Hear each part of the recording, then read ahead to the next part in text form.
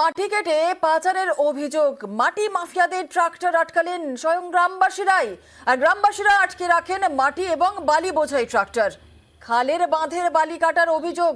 ঘাটালের মোহনপুরের বেলসর গ্রামের ঘটনা। আর আজব সাফাই বালি মাফিয়াদের। তারা বলছে যে অনুমতি নিয়েই নাকি বালি তোলা হচ্ছে, এমনটাই দাবি করছে মাফিয়ারা। একটু শুনুন না, তাদের অডিও ক্লিপ আমাদের হাতে এসে পৌঁছেছে। কি বলছেন তারা শোনাবো। আপনাদের যদি পারমিশন দরকার থাকে আপনারা দিয়ে অফিসে যোগাযোগ করুন, তার কাছ থেকে পারমিশন নিন। কোথা থেকে পারমিশন নিয়েছেন? আমরা ভিডিও থেকে পারমিশন নিয়ে এসেছি। ভিডিও দিয়েছে মাটি কাটার পারমিশন? ভিডিও মাটি কাটার পারমিশন দিয়েছে। আমরা বলছি যে এই যে কাজ বৈধভাবে তুলছেন?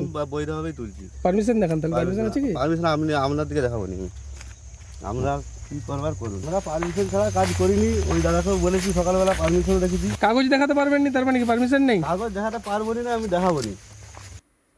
আমাদের সঙ্গে রয়েছেন আমাদের প্রতিনিধি সুকান্ত, আরো বিস্তারিত বলবে। সুকান্ত, বালি মাফিয়ারা যারা রয়েছে তারা তো বলছে তারা বৈধভাবেই তারা এই বালি তারা তুলছে, মাটি তুলছে, তারা বৈধভাবে ব্যাপারটা করছে।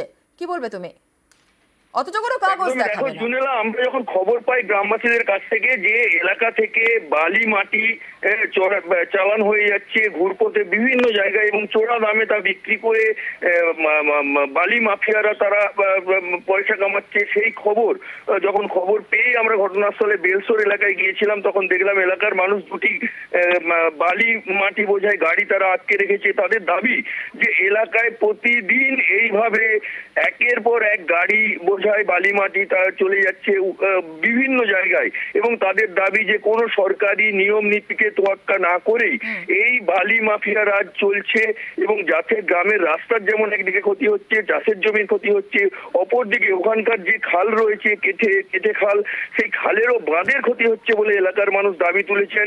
আমরা যখন ঘটনাস্থলে পৌঁছেছিলাম তখন ওই যে ব্যবসায়ী, সেই ব্যবসায়ীর সাথে আমরা কথা বলতে চাই। তিনি অবশ্য পরিষ্কারভাবে জানিয়ে দিয়েছেন যে সংবাদ মাধ্যমের কাছে তিনি জানাতে বাধ্য নন, কিচ্ছু বলবেন না। তিনি বৈধভাবে করছেন। তিনি সাফাই দিয়েছেন যে তিনি বিডিওর কাছ থেকে পারমিশন নিয়েছেন, কিন্তু আমরা জুনেলা যতটুকু জানি যে এই বালি বা মাটি এই বিষয়টি বিএলআরও বা এসডিএলআরও এই দপ্তর দেখেন। তিনি বিডিও সাহেবের কাছে কি করে পারমিশন পেতে পারেন, এই নিয়েই আমাদের একটা ধোঁয়াশা রয়েছে যে তাহলে কি তিনি বৈধভাবে এই কাজ করছেন। ভিডিওর সঙ্গে কি কথা বলা গিয়েছে, তিনি কি বলছেন? দেখো ওই মোহনপুর গ্রাম পঞ্চায়েতের উপপ্রধানের সাথে আমরা কথা বলেছিলাম। তিনি বিষয়টি আমাদের কাছেই খবর পান এবং খবর নিয়ে দেখেন যে হ্যাঁ এলাকায় মাটি বা বালি মাফিয়াদের দৌরাত্ম্য চলছে। তিনি বলেছেন যে বিএলআরও দপ্তরে তিনি জানাচ্ছেন এবং এই কাজ বৈধভাবে হচ্ছে কিনা তা খতিয়ে দেখে যা ব্যবস্থা নেওয়ার তা নেবেন বলে আশ্বস্ত করেছেন ওই গ্রাম পঞ্চায়েতের উপপ্রধান। জুনেলা, বেশ বেশ বেশ, একেবারেই ধন্যবাদ সুকান্ত। আর ঠিক যে সময় ট্রাক্টর ধরা হয়, সেই ট্রাক্টরের ড্রাইভার তিনি কি বলছেন শোনাবো। রাস্তা দিয়ে যাচ্ছে, এই রাস্তা দিয়ে যাচ্ছে বলে। রাস্তা দিয়ে যাচ্ছেন, কি বলছেন? পলি বালি মাটি, বালি মাটি, পলি বালি মাটি। আচ্ছা, এই বালি যে কাটছেন সরকারি আপনার পারমিশন আছে? বিএলআর অফিসে একটা কাগজ করেছিল। হ্যাঁ, কাগজ করেছিল। কোথায় কাগজ? তার কাছে আছে। গাড়িতে নেই? গাড়িতে নেই বলতে তার কাছে ভাত খাচ্ছিল, রয়ে গেছে। তার কাছে আছে। আর স্বাভাবিকভাবেই তো সাধারণ মানুষ তারা তো ক্ষোভ প্রকাশ করবেন। সাধারণ মানুষ কি বলছেন শোনাবো, আর তার পাশাপাশি উপপ্রধান তিনি কি বলছেন শোনাবো। বালি কয়লা সব চুরি হয়ে চলে যাচ্ছে, প্রাকৃতিক সম্পদ এগুলোকে তো রুখা দরকার। এগুলো প্রাকৃতিক সম্পদ আমার এলাকা থেকে যদি নিয়ে চলে যায় তো আমি এটার সলিউশন চাইবো না। বন্যা নিয়ন্ত্রণ করার জন্য আমাদের যে কি অবস্থা হয়, এই যে বললাম আমি একটু আগে, আপনি জ্যৈষ্ঠ মাসে বা আষাঢ় মাসে এসে দেখবেন কি পরিস্থিতির মধ্যে এখানকার মানুষ করে।